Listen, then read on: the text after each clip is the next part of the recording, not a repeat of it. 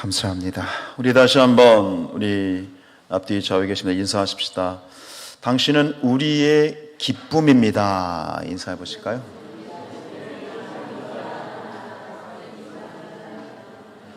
네. 그러려면 좀 기쁜 얼굴로 해야지.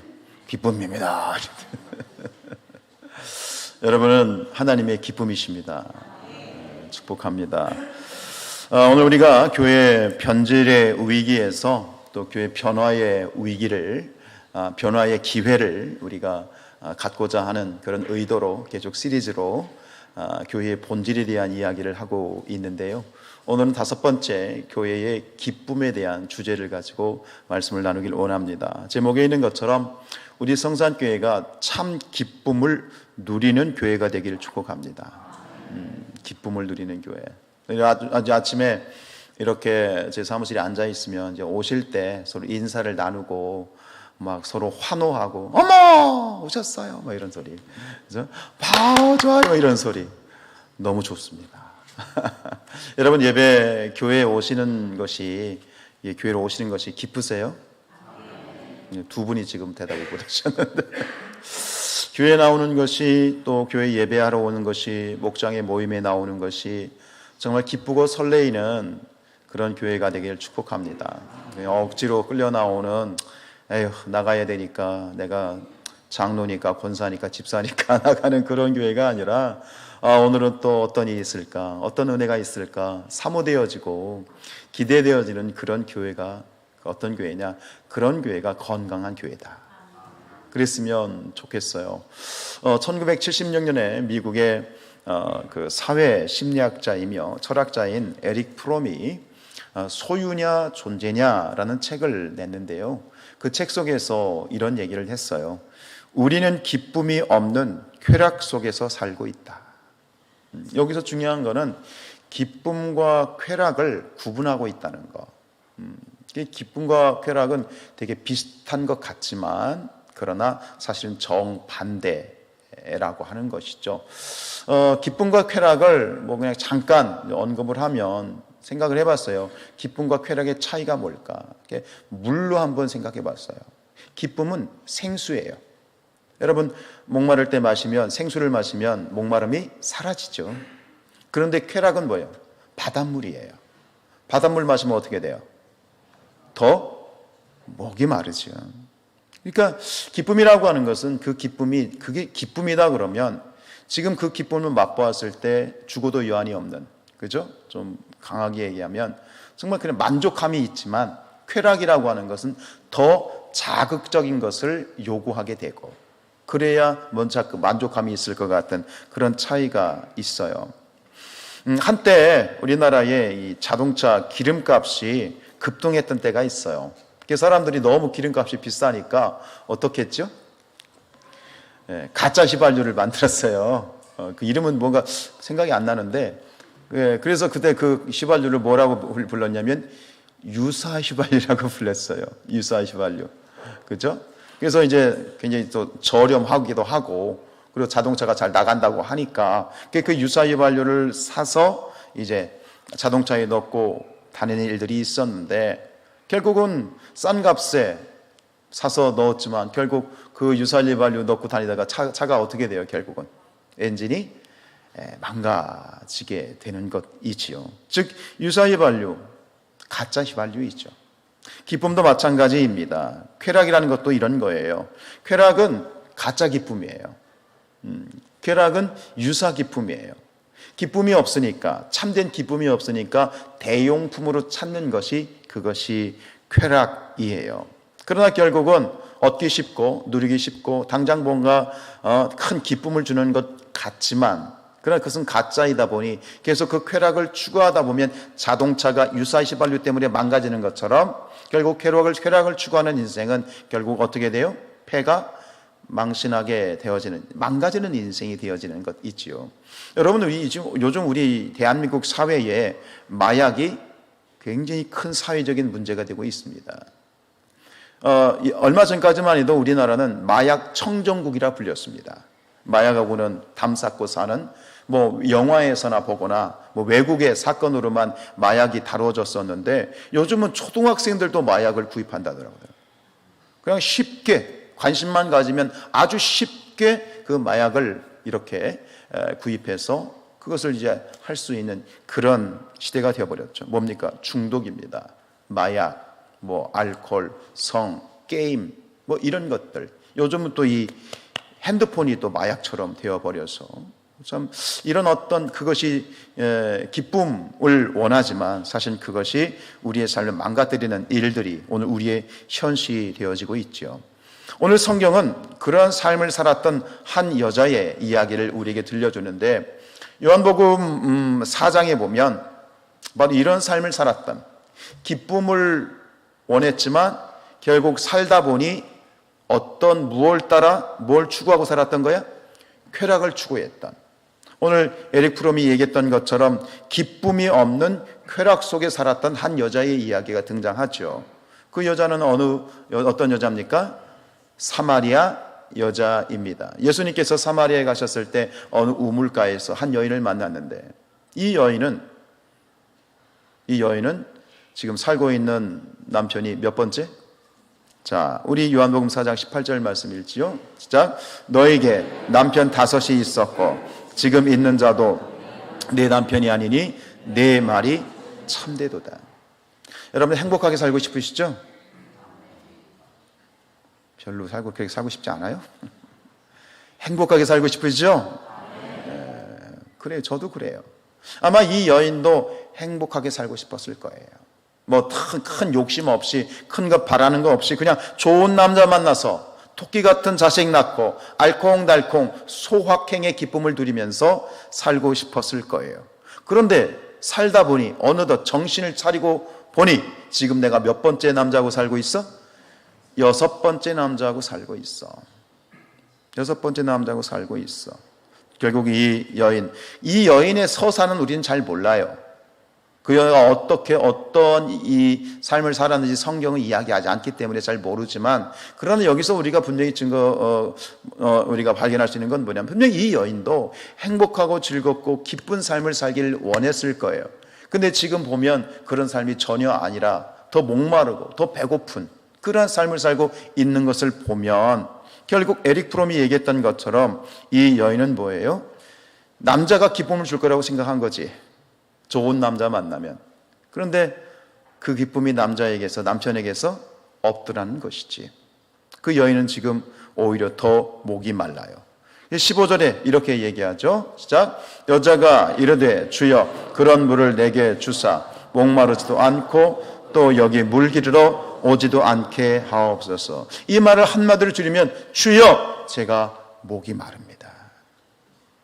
6번째 남자하고 살지만 오히려 기쁨은 없고 더 목이 마르고 바닷물을 마신 것처럼 더 목이 마르고 밑 빠진 독 같은 인생이 되어버렸죠. 결국 결론은 뭐예요? 기쁨을 원했지만 사실은 이 여인은 무엇을 추구하면서 살았던 거예요? 쾌락을 추구하면서 살았다라는 결론밖에는 낼 수가 없는 거예요. 여러분은 어떠십니까? 지금 여러분들의 삶이 기쁘십니까? 지금 5분만 대답하고 있는데 정말 참된 기쁨 가운데 살고 계세요? 아유, 감사해요. 교만인지 진짜인지 모르겠지만 근데 사실 우리 모두가 사실은 이 부분에 있어서 자유롭지 못해요. 기쁨을 원하지만 나도 모르는 사이에 누가 쾌락이 뭐 좋다라고 말하는 사람이 누가 있겠어요. 근데 나도 모르게 쾌락을 추구하고 있을 수 있다라는 부분에서는 저나 여러분이나 예외가 될 수는 없지요. 그것을 분별할 수 있는 또 눈이 없고요. 오늘 본문으로 눈을 돌려보겠습니다. 오늘 이야기는 예수님이 이 땅 가운데 오셨을 때 수많은 기적을 베푸셨는데 예수님이 베푸셨던 기적 중에 첫 번째 기적으로 알려진 가나의 혼인잔치집, 물로 포도주를 바꾸신 그 잔치집 현장입니다. 여러분, 기쁜 날이죠? 무슨 날이에요? 결혼식 날이잖아요. 얼마나 기쁜 일이에요. 뭐 여러 가지 기쁜 일들이 있지만 결혼식만큼 또 기쁜 그런 가정의 대사가 또 어디 있어요? 근데 이렇게 기쁜 날, 기쁨이 한참 이제 베풀어지고 기쁨을 하객들과 함께 누리고 있는데 갑자기 엉뚱한 전혀 당황스러운 일이 벌어졌어요. 그게 뭐라고요? 포도주가, 음료수가, 음식이 떨어진 겁니다. 우리 2장 1절로 3절 시작. 사흘째 되던 날 갈릴리 가나에 예수의 어머니도 거기 계시고 예수와 그의 제자들도 혼례의 청함을 받았더니 포도주가 떨어졌다. 포도주가 떨어졌다. 음료수가 떨어진 거예요. 잔치 음식이 떨어진 거예요. 참 난감하네. 참 난감한 상황이 되어 버렸어요. 그런데 여기서 우리가 이 말씀을 통해서 주목해야 될 것이 있는데 그것이 뭐냐? 포도주입니다. 포도주. 이 포도주의 의미에 오늘 주목해 보도록 하겠습니다. 전에 그런 얘기를 들었는데 우리나라가 물 부족 국가라며요. 들어보셨어요? 우리나라가 물 부족 국가래요. 그런데 그건 모르겠습니다만, 그런데 이 이스라엘은요 진짜 물 부족 국가가 맞습니다. 이스라엘은 이 사막 기후이기 때문에 북쪽 헐몬산 쪽으로 가면 거기는 울창하지만, 그러나 남쪽 이 예루살렘 지역, 그 남유대 지역은 굉장히 건조하고 물 부족 국가가 맞아요. 그리고 이스라엘은 이 기후가 딱 둘로 나뉩니다. 건기와 우기로 나뉩니다. 1년의 반은 우기예요. 그나마 우기 때는요 들판에 드문드문 풀이 돋아 있어요. 새파란 풀이 돋아 있어요. 그런데 건기가 딱 되면 그 광활한 그 땅에 그나마 드문드문 나 있던 풀들이요 무슨 색깔로 변해요? 딱 말라버리는, 그지? 마른 삭쟁이 같이 그냥 다 변해버려요. 그 뜨겁지요. 비는 6개월 동안 안 내립니다. 6개월 동안 비는 안 내리죠. 그러니까 이 그나마 있는 물도요, 거기 있는 물들은 석회가 많이 섞여 있어가지고 마시는데도 쉽지가 않아요.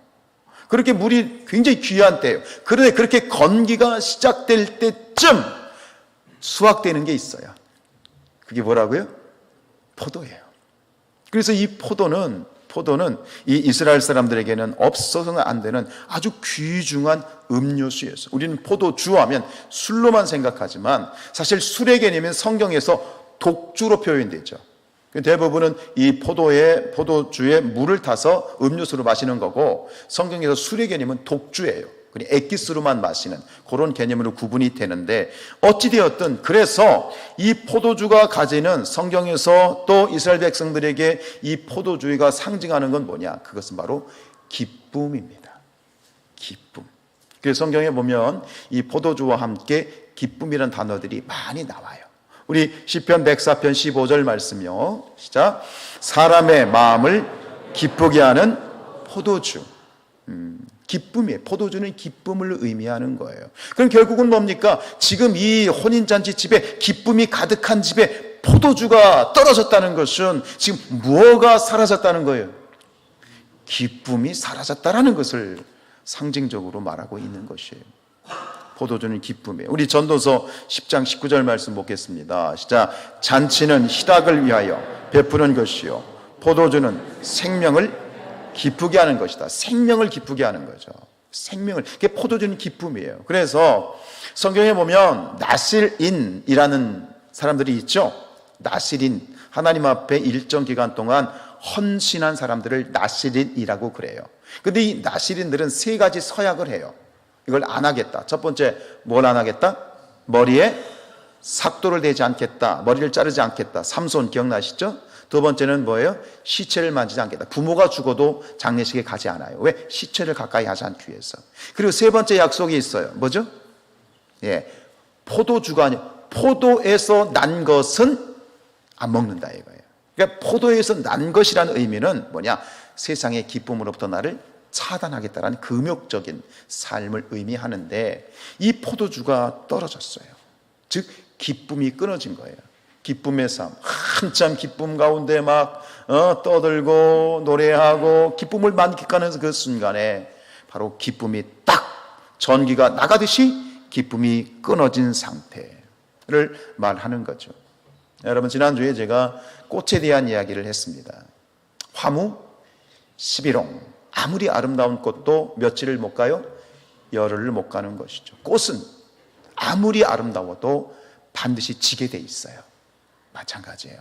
포도주도 그 포도주가 아무리 극상품 포도주고 좋은 포도주라 할지라도, 그것이 주는 기쁨이 아무리 크다 할지라도, 그 포도주는, 인간이 만든 포도주는 결국은 뭐 할 날이 온다? 떨어질 날이 온다. 떨어질 날이 온다 라고 하는 것을 우리가 여기서 교훈하게 되어지는 것 있지요. 근데 이것이 지금 우리가 살아가면서 누리는 기쁨들이 있어요. 그런데 여러분 기억하실 건 뭐냐면, 그 기쁨이 우리가 만들어서 누리는 기쁨은 언젠가는 그 기쁨이 사라질 날이 온다. 떨어질 날이 온다. 준비하시길 바랍니다. 이 포도주, 어떠한 포도주가 있을까요? 건강이란 포도주가 있어요. 건강하시길 축복합니다. 어제도 급하게 목자 수련회에 다녀와서 이제 어떤 우리 권사님 좀 상태가 안 좋아지셨다고 그래서 저하고 이제 저녁에 제 아내하고 그 권사님 가서 기도를 해드리고 왔는데, 여러분 건강이 기쁨이죠. 아멘. 건강할 때 지켜야 되고요. 그렇죠? 근데 이 건강이라고 하는 포도주가 떨어질 날이 오는 거예요. 갑자기 몸이 아파서 좀 불편해서 병원에 갔더니 종양이 발견됐습니다 라고 말할 수도 있는 거죠. 우리 11월 달에 또 어느 권사님이 또 이 갑상선 수술을 하게 되는데, 이런 거예요. 또 어떤 포도주가 있을까요? 물질의 포도주가 있어요. 우리가 또 물질이 있어야, 또 돈이 있어야 사는 거 아니에요? 또 물질이 주는 기쁨이 또 있지요? 전혀 물질을 돌같이 여기시는군요. 할렐루야. 근데 그 모든 것들이 어느 날 부도가 난다든가, 어느 날 갑자기 사업에 실패한다든가, 어느 날 어떤 갑작인 일이 있어 그 재물들을 다 날려버리는 그 기쁨이 사라지는 날이 올 수 있어요. 또 어떤 포도주가 있을까요? 어떤 기쁨이 있을까요? 관계의 포도주가 있어요. 여러분, 사람이 소도 비빌 언덕이 있어야 된다고, 사람이 살아가는 데 있어서 관계는 굉장히 중요하고, 좋은 사람과의 관계, 좋은 사람을 만나는 것이 삶의 기쁨이 되는 거예요. 아멘. 저는 우리 교회 성도들이 만남이, 이 관계가 기쁨의 포도주의 관계가 되길 축복합니다. 그런데 그렇게 믿었던 사람이 어느 날 내 등에 칼을 꽂아 배신을 해. 부부의 관계, 부부와 자녀의 관계, 친구의 관계, 동역의 관계, 사업의 관계. 근데 그 관계도 어느 날 포도주가 끊어지는 것처럼 그 관계가 끊어져서 기쁨이 사라질 수 있다라고 하는 거죠. 이게 인생입니다. 꽃은 반드시 지는 것처럼, 포도주가 떨어지는 것처럼, 우리에게도 이 기쁨이, 내가 지금 누리고 있는 이 기쁨이 떨어질 날은 반드시 온다. 위기 있지요. 바로 오늘 이 가나의 혼인, 이 잔치집, 이 상황이, 이 자리가 오늘 우리에게 그것을 교훈하고 있는 거예요. 혼인잔치집의 혼주가 얼마나 난감하겠어요. 얼마나 힘들겠어요. 정말 난감하죠. 그런데 이 이야기는 해피엔딩으로 끝납니다. 그죠? 굉장히 지금 잔치 음식, 음료수가 떨어져서 굉장히 난감한데, 그런데 갑자기 이 분위기는 180도 바뀌고 해피엔딩으로 끝나고, 굉장히 난처한 이 혼인잔치집의 호주가 칭찬을 받아요. 오히려 칭찬을 받아요. 우리 10절 말씀입니다. 시작. 말하되 사람마다 먼저 좋은 포도주를 내고 취한 후에 낮은 것을 내거늘 그대는 지금까지 좋은 포도주를 두다. 오히려 이 위기의 순간에 너 또 좋은 거 있었네? 그러면서 오히려 칭찬을 받는 해피엔딩과 대반전으로 끝납니다. 오늘의 메시지는 굉장히 간단하고 명료하지만, 그러나 진리 중에 진리입니다.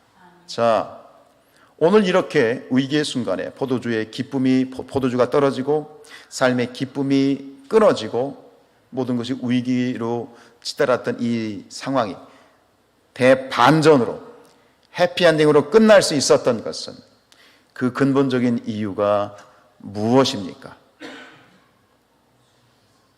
무엇입니까? 네, 그 자리에 예수가 계셨기 때문입니다. 그리고 또 한 가지, 그 예수를 초청했기 때문입니다. 만약 이 결혼식의 혼주가 예수님을 초청하지 않았다면 이런 일이 있을 수 없는 거예요.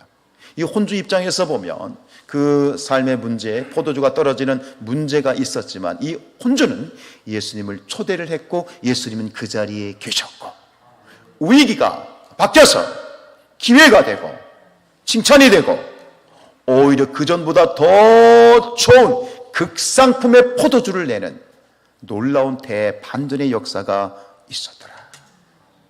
우리 요한복음 2장 2절 말씀 읽습니다. 시작. 예수와 그 제자들도 혼례의 청함을 받았어요. 다시 우리 현실로 돌아옵시다. 여러분 기쁨의 삶을 살고 계십니까? 아멘입니다. 그런데 그 기쁨을 누리지 못하는 이들이 있습니다. 기쁘다고 생각합니다. 내가 기쁜 삶을 살고 있다고 생각합니다. 그런데 보니까 쾌락을 추구하고 있는 거예요. 참된 기쁨이 아니라 유사 기쁨, 가짜 기쁨, 기쁨의 대용물을 가지고 내가 기쁨의 삶을 살고 있다고 착각하고 있는 거예요. 왜 그 기쁨을, 참된 기쁨을 누리지 못합니까? 이유가 뭐죠? 그 안에 누가 없어? 예수가 없는 거예요. 세상에 예수 없는 자들의 삶은 겉으로는 뻔디를 하지만 결국 그 속으로 들어가면 기쁨이 없습니다. 기쁨이 있는 것처럼 가장하는 거죠. 기쁨 누리는 것처럼 가장하죠. 그러나 들어가면 기쁨이 없어요. 왜 없어요? 그 안에 누가 없어요? 참 포도주 주신 예수가 없어요. 참 기쁨인 예수가 없어요. 할렐루야. 우리는 어떻습니까? 겉으로 잘난 것도 없습니다. 배운 것도 없습니다. 겉으로 잘생긴 것도 아닙니다. 평범합니다. 그냥 필부입니다. 그러나 우리 안에는 기쁨이 있습니다. 마르지 않는 기쁨이 있습니다. 마르지 않는 샘이 있습니다. 우리 안에 누가 계십니까? 예수가 계시기 때문입니다. 그것을 누리고 계십니까? 그게 신앙입니다. 그것이 신앙생활입니다. 할렐루야. 전에 그런 노래가 있었죠. 그대 내게 행복을 주는 사람. 누가 불렀죠? 모르겠어요. 근데 예수님은 행복을 주시는 분이에요. 그대 예수님이 우리에게 행복을 주시는 분이에요. 예수님이 기쁨의 근원이십니다. 아멘. 이 6번째 남자와 살고 있었던 그 사마리아 여자, 지금까지 밑빠진 독같이 그저 헛헛한 그러한 더 목마른 쾌락 가운데 있었던 그 여인이 예수님을 만났습니다. 그 여인의 삶이 180도 바뀌었습니다. 누구를 만났기 때문에? 예수를 만났기 때문에. 예수를 만났기 때문에. 여러분 안에 예수님이 계세요? 예수님이 계세요? 예수님이 계세요? 괜찮아요. 포도주가 떨어졌습니까? 괜찮아요. 예수께서 더 좋은 포도주로, 물을 변하여 포도주로 여러분의 삶을 바꾸어 주실 거예요. 아멘입니까? 아멘이요. 요한복음 4장 14절 말씀 읽습니다. 시작. 내가 주는 물을 마시는 자는 영원히 목마르지 아니하리니 내가 주는 물로 그 속에서 영생하도록 솟아나는 샘물이 되리라. 예수님은 기쁨의 샘물이세요. 마르지 않는 샘물이세요. 그 예수님을 내가 가졌다는 것이 여러분들은 축복 중에 축복을 받으신 분이에요. 아멘이에요? 아멘이에요. 여러분, 오늘 가나 혼인 잔치의 집에 벌어진 이 사건은 어쩌다가 벌어진 우발적인 사건이 아니에요. 오늘 이 사건을 통해서 하나님께서는 엄청난 의미를 우리에게 부여하고 계시고 하나님의 섭리를 보여주고 계셔요. 오늘 이 사건은 하나님께서 우리에게 주시는 복음이 있어요. 그 복음이 어디에 있느냐? 11절 마지막 11절에서 그 복음을 제시하고 있어요. 11절 읽습니다. 시작. 예수께서 이 첫 표적을 갈릴리 가나에서 행하여 그의 영광을 나타내심에 제자들이 그를 믿으니라.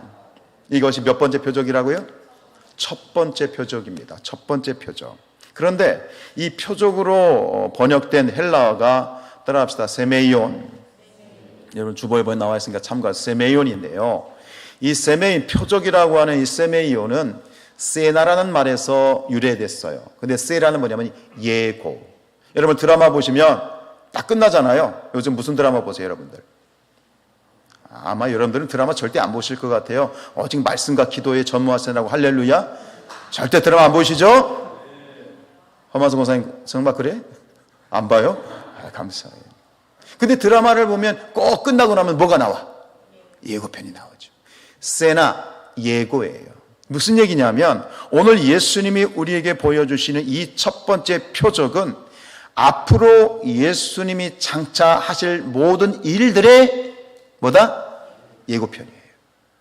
무슨 얘기냐면 오늘 이 사건은 혼주가 예수님을 초청하고 예수님이 그 자리에 계셨기 때문에 일어났던 사건인 것처럼 역시 예수님을 초청하고 예수님을 믿고 살아가는 자들에게 일어날 예고편이에요. 오늘도 우리의 삶 가운데 이와 똑같은 일이 벌어질 것을 믿으시기 바랍니다.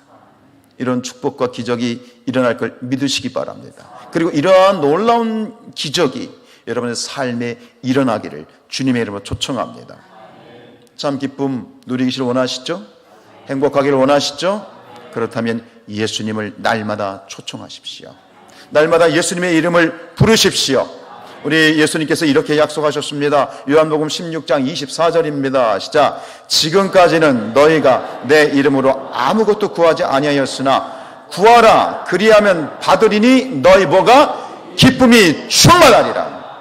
예수 이름을 부를 때에 예수님을 초청할 때에 결론은 뭐냐면 너희의 삶에 뭐가 충만하리라? 기쁨이 충만하리라. 왜요? 예수님이 기쁨의 근원이시니까요. 기쁨의 근원이시니까요. 할렐루야. 우리가 부르는 찬양 한번 불러볼까요? 주 안에 있는 나에게 단 근심 있으랴 십자가 밑에 나아가 내 짐을 풀었네. 아멘. 주님을 찬송하면서 할렐루야 할렐루야 내 앞길 멀고 험해도 나 주님만 따라가리. 할렐루야. 이게 이 찬양이 무슨 얘기예요? 이 찬양을 한마디로 줄이면 뭐예요? 예수님이 나의 기쁨이십니다.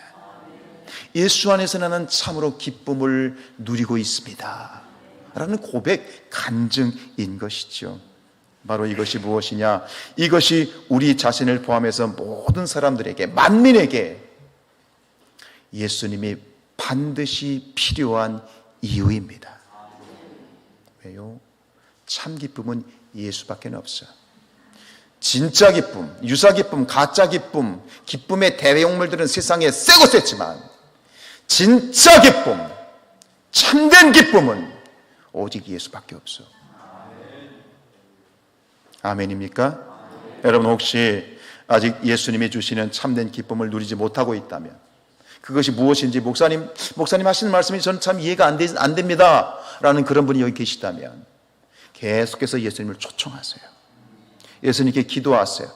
그래서 내 삶에 기쁨의 열매가 맺혀지기를 축복해요. 그런데 지금 여러분들이 정말 제가 말씀드리는 것처럼 예수님, 참된 기쁨의 근원 되시는 예수님을 통해서 그 기쁨을 누리고 있다면 혼자 누리지 말고 그 기쁨을 나누시길 바랍니다. 여러분 좋은 건 나눠야죠. 슬픔은 나누면 절반이 되고 기쁨은 나누면 2배가 되죠. 이 예수님이 주신 기쁨을 나눔으로 함께 나누는 자들이 되기를 원합니다. 사마리아 여인이 그렇게 했어요. 우리 사마리아 여인의 모습을 보죠. 4장 28절로 30절 시작. 여자가 물동이를 버려두고 동네로 들어가서 사람들이 이르되 내가 행한 모든 일을 내게 말한 사람을 와서 보라. 와서 보라. 초대.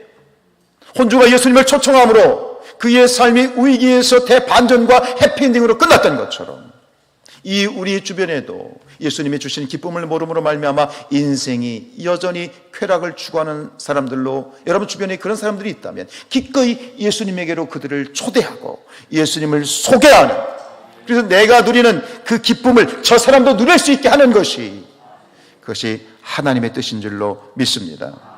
마지막으로 결론은 이겁니다. 우리 성산교회가 함께 기쁨을, 참된 기쁨을 누리는 공동체가 되기를 축복합니다. 여러분, 우리 교회는요, 기쁨의 공동체입니다. 교회는 기쁨의 공동체입니다. 왜 그렇죠? 우리 교회는 예수 공동체이기 때문에 그렇습니다. 교회의 주인은 예수님이시고 예수님을 따르는 우리 제자들이 모여있기 때문에 이 교회는 세상 그 어느 곳에서도 찾아볼 수 없는 유일한 참된 기쁨을 누리고 참된 기쁨을 소유할 수 있는 복된 예수 공동체입니다. 할렐루야.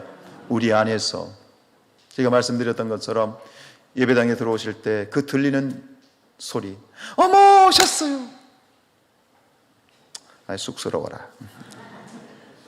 서로 부둥켜 안고, 오늘 올라오면서 어느 권사님 손을 꼭 붙잡고 얘기했더니, 목사님 손 잡아주고 안아주세요. 그치? 여러분, 기쁨이라고 하는 것은 그냥 되는 게 아니에요. 우리가 계속해서 예수를 붙잡아야 되고요, 예수님을 초청하는 노력이 필요하고요, 우리 성산교회가 기쁨의 공동체가 되기 위해서는 애쓰고 노력해야 되는 거예요. 아멘. 멀뚱하니 서 있다고 기쁜 게 아니에요. 가서 붙잡고 안아주고, 오늘 보겠어요, 나갈 때 어떻게 하나, 안아주고 손잡아주고 쓰다듬어주고, 할렐루야. 그렇게 기쁨을 만들어가는, 그래 기쁨이 정말 습관이 되고 기쁨이 그냥 우리의 일상이 되는 그런 정말 참 기쁨을 누리는 우리 성산교회가 될 수 있기를 축복합니다. 그래요, 기쁨은 함께하는 것입니다. 함께할 때 기쁨은 배가 됩니다.